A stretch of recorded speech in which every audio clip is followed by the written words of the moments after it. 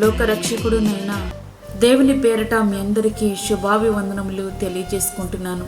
Jesus new creation ministries ద్వారా ఏ రీతిగా ప్రతిరోజు అనుదిన ఆత్మీయ ఆహారముని మీకు అందించుటకు దేవుడిస్తున్నటువంటి కృపను బట్టి దేవునికి అనలేని కృతజ్ఞతలు. వాక్య ధ్యానంలోనికి మనం వెళ్దాము. ప్రసంగి 5వ అధ్యాయము 1వ వచనం. నీవు దేవుని మందిరమునకు పోవునప్పుడు నీ ప్రవర్తన జాగ్రత్తగా చూచుకొనుము. చాలామంది దేవుని మందిరానికి వచ్చినప్పుడు తమ యొక్క సాక్ష్యములు పంచుకుంటూ ఉంటారు. అయితే ఒక సహోదరి సాక్ష్యం ప్రారంభించి తన బాబుకు తలనొప్పి హాస్పిటల్కి వెళ్ళి మందులు వాడాక తగ్గింది, దేవునికే మహిమ అని చిన్నగా సాక్ష్యం చెప్పి కూర్చుంది. ఈలోపు పాస్టర్ గారు, ఏ అమ్మాయి సాక్ష్యం చెప్పావు కానీ దానిలో పడాల్సింది పడిందా అంటూ కేకలు వేశాడు. ఆమె కాస్త తేరుకొని మరలా ప్రారంభించింది. క్షమించండి, మందులు వాడినప్పటికీ అయ్యగారు ప్రార్థన వల్లనే మా బాబుకు తలనొప్పి తగ్గింది, అయ్యగారికి వందనాలు అని సాక్ష్యము ముగించింది. అప్పుడు కాస్త అయ్యగారికి మనసు కుదుటపడింది. కూరలో పడాల్సినవి పడకపోతే కూర రుచించదు. సాక్ష్యం కూడా అంతే. పడాల్సిన మాటలు పడకపోతే అది సాక్ష్యంలా ఉండదు. ఇది సాక్ష్యం అంటే అంటూ చాలామంది సంతృప్తి వెళ్ళబుచ్చుతూ ఉంటారు. ఇక్కడ ఒక విషయాన్ని మనం ఆలోచిద్దాం. తలనొప్పికి సాక్ష్యం, ఆ తలనొప్పి దేవునిపై ఆధారపడినప్పుడు తగ్గిందా? లేదు, హాస్పిటల్కి వెళ్ళినప్పుడు. దీనిలో దేవునికి చెందే మహిమ ఏదైనా ఉందా? లేదు. ఏదో మాట వరుసకు దేవునికే మహిమ అని ఆమె చెప్పినా పాస్టర్ గారికి సంతృప్తి ఉందా? లేదు. దీని ఫలితం విశ్వాసంలో విసుగు, సేవకుడంటే చులకన భావం, దేవుని సమయం వృధా. మరికొందరు సాక్ష్యానికి లేస్తూ ఉంటే పాస్టర్ గారితో పాటు విశ్వాసులకు కూడా భయమే. ఎందుకంటే వారు ఏం చెప్తారో వారికే తెలియదు, ఎంతసేపు చెప్తారో కూడా తెలియదు. ఒకవేళ వారిని ఏదైనా అంటే తర్వాత వారు సాక్ష్యం రెట్టింపు అవుతుంది. పాస్టర్ గారు వాక్య సమయాన్ని కుదించుకోవడం తప్ప వేరే మార్గం లేదు. నీ దృష్టిలో సాక్ష్యం అంటే ఏంటి?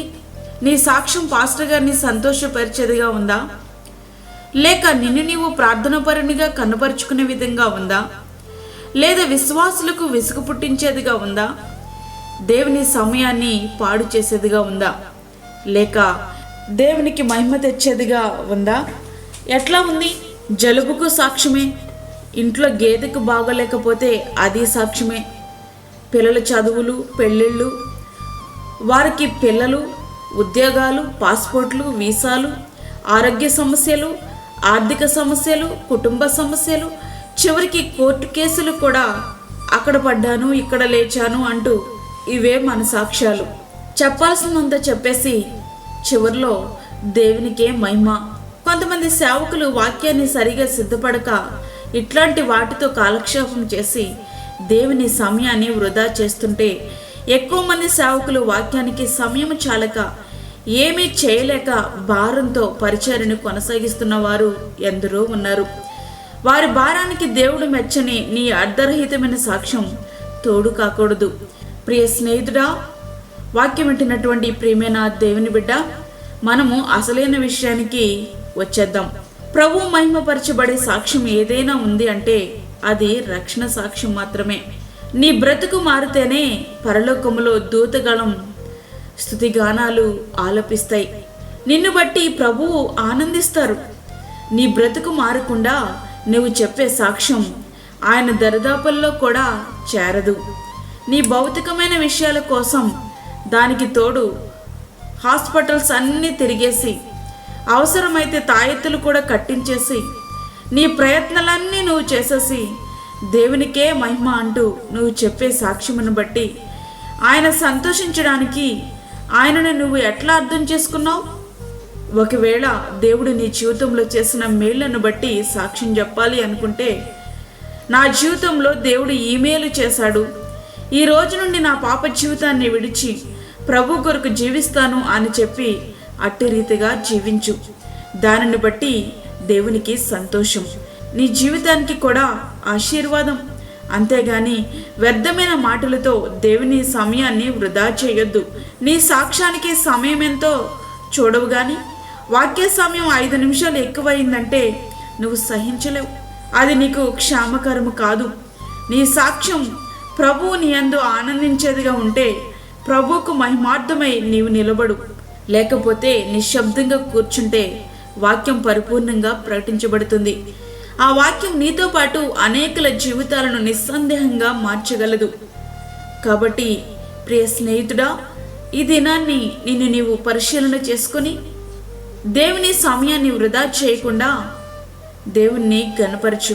నీవు నీ దేవుని మందిరానికి పోవునప్పుడు నీ ప్రవర్తన ఎలా ఉందో ఒక్కసారి పరిశీలించుకో. దేవుని సమయాన్ని వృధా చేయొద్దు. అట్టి రీతిగా మన జీవితాలు సిద్ధపరచుకుందాం. దేవుడు ఈ మాటలను దీవించునుగాక. ఆమేన్. వాక్యమైనటువంటి ప్రియమైన దేవుని బిడ్డ, ప్రార్థనలో ఏకీభవించు. పరిశుద్ధమైన తండ్రి, ప్రేమగల యేసు ప్రభువా, శ్రేష్టమైన మరి యొక్క దినాన్ని మా జీవితంలో మీరు అనుగ్రహించారు. నీకు వందనాలు. ఈ దినమంతటికి కావలసిన నీ కృపను, నీ సన్నిధిని మాకు తోడుగా ఉంచండి. ప్రతి విధమైన శోధన, కీడు, ప్రమాదం నుంచి మమ్మల్ని తప్పించండి తండ్రి. అదేవిధంగా వాక్యమైనటువంటి రీతిగా మా యొక్క ప్రవర్తన నీ దృష్టికి అంగీకారంగా ఉండటకు సహాయం ఇచ్చేయండి. నిజమైనటువంటి మారు మనసుతో కూడిన సాక్ష్యము ప్రతి ఒక్కరు కూడా కలిగి ఉండేలాగిన సహాయం ఇచ్చేయండి ప్రభా. నీకు స్తోత్రములు చెల్లించుకుంటున్నాను. బలహీనులను బలపరచండి. అనారోగ్యముతో బాధపరచండి బిడ్డలను మీరు ముట్టండి, స్వస్థపరచండి ప్రభా. చంటి బిడ్డలను, వృద్ధులను, గర్భిణీ స్త్రీలను మీరు జ్ఞాపకం చేసుకోనండి. వారికి నీ యొక్క సన్నిధిని తోడుగా ఉంచండి. వారికి కావలసిన ఆరోగ్యము దయచేయండి. గర్భఫలం లేని బిడ్డలకు గర్భఫలం దయచేయండి. అప్పుల బాధలతో ఇబ్బంది పడిచిన నీ బిడ్డలకు కావలసినటువంటి నీ కృపను అనుగ్రహించండి.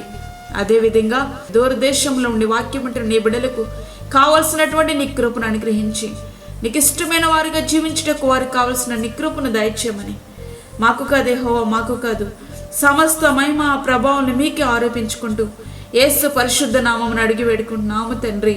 ఆమేన్. ఈ యొక్క వర్తమానంలో మీ బంధువులకు, మీ స్నేహితులకు షేర్ చేయండి. దేవుని పనిలో మీరు కూడా పాలిభాగస్తులు కండి. అదేవిధంగా మీ ప్రార్థన అవసరతలు మాకు తెలియచేయండి. మా ఫోన్ నంబర్ 9177377559. దేవుడు మిమ్మును, మీ కుటుంబమును దీవించునుగాక. ఆమేన్.